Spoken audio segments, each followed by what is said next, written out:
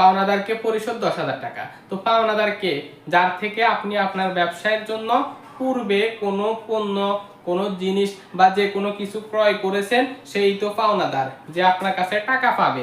আপনি আগে বাকিতে ক্রয় করেছেন, কিন্তু এখন তাকে পরিশোধ করে দিয়েছেন।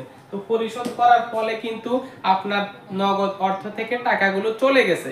আপনার ব্যবসায়ের যে ফান্ড রয়েছে বা যে আর্থিক হিসাব রয়েছে, এখান থেকে নগদ অর্থ চলে গেছে, যার ফলে আপনার ব্যবসায়ের আর্থিক অবস্থার পরিবর্তন নিশ্চয়ই ঘটেছে।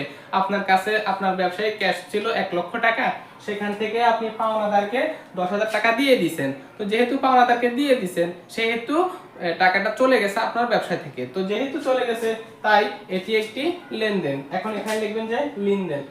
লেনদেন লেখার পরে এখানে কারণ কি লিখবেন, যে পাওনাদারকে পরিশোধ করার ফলে ব্যবসায়ের নগদ অর্থ হ্রাস পেয়েছে, ফলে এটি একটি লেনদেন। অথবা আপনি এটাও সহজে লিখতে পারেন যে এই এন্টিটি দ্বারা বা এটি দ্বারা ব্যবসায়ের আর্থিক অবস্থার পরিবর্তন ঘটেছে, সুতরাং এটি একটি লেনদেন। এরপরে আমরা আলোচনা করব আরো পরবর্তী 3টি এন্টি নিয়ে, সাথে থাকুন।